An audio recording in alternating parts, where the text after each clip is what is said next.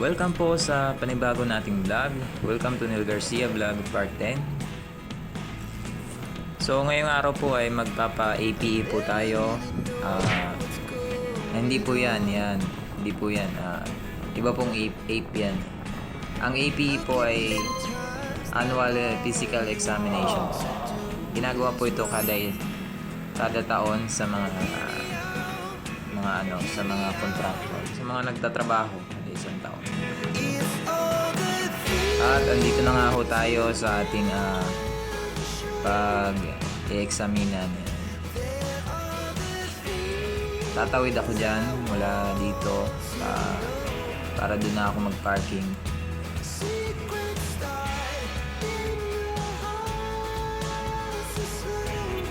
At bigla naman tayong sinita dito ng Mr. Pogi.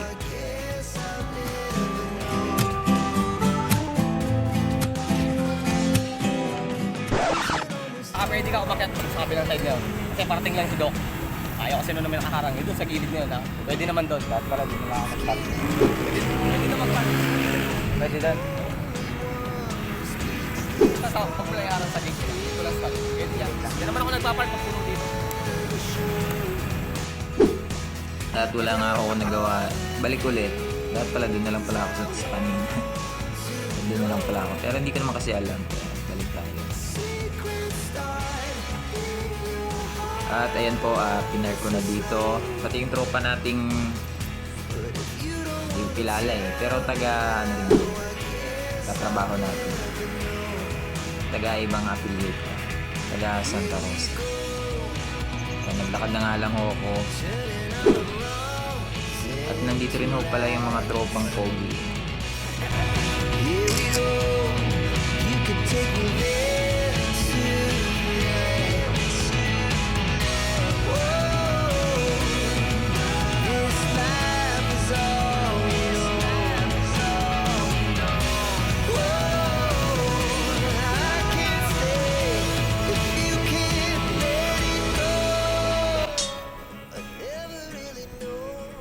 Namatayan si Manong.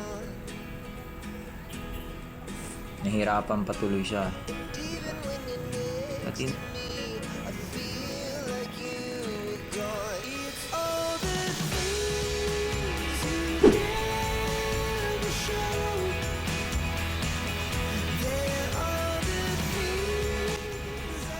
anyway, nandito na ho tayo sa SM Calamba. Bibili ho tayo dito ng cord ng ating charger dahil medyo luma na ho yung ating cord ng charger. Kapakita ko sa inyo mamaya. Kapark lang tayo.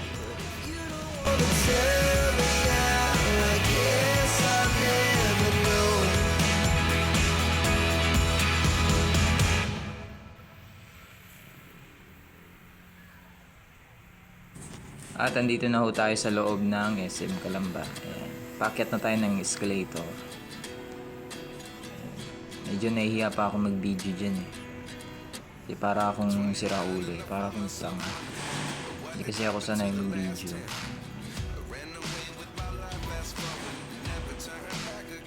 Kaya nakita ko may exhibit pala dun sa baba. Pupunta natin yan mamaya.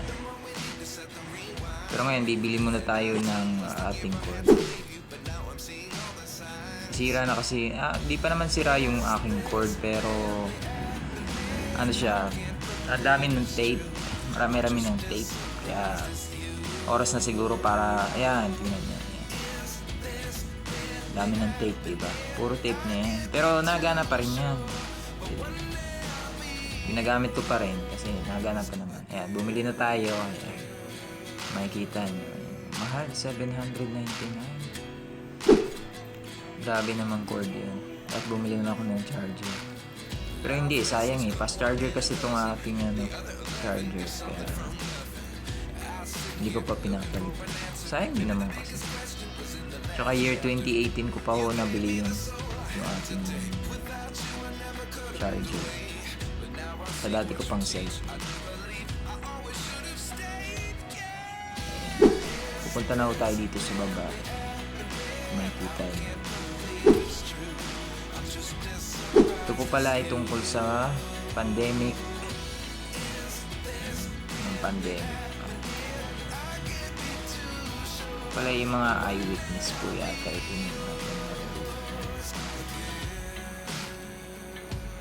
war on drugs.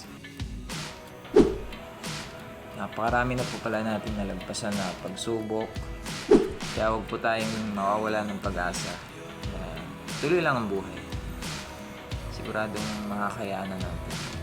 Hindi tayo pwedeng mawala ng pag-asa.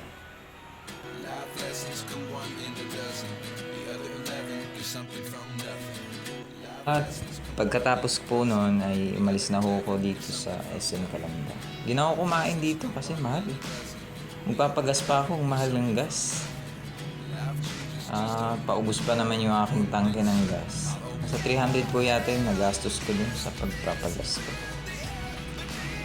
At yun lamang po, ride safe always and God bless po sa ating lahat. Sana nasa magandang kalagayan po kayo palagi at mag-ingat po kayo. At huwag po kayong susuko sa ating buhay. Manalig lang po tayo sa ating Panginoong Diyos. Mag-ingat kayo palagi. Sana matupad ang lahat ng ating mga pangarap. Yun lang po. Bye-bye. Thank you. Salamat po sa panonood.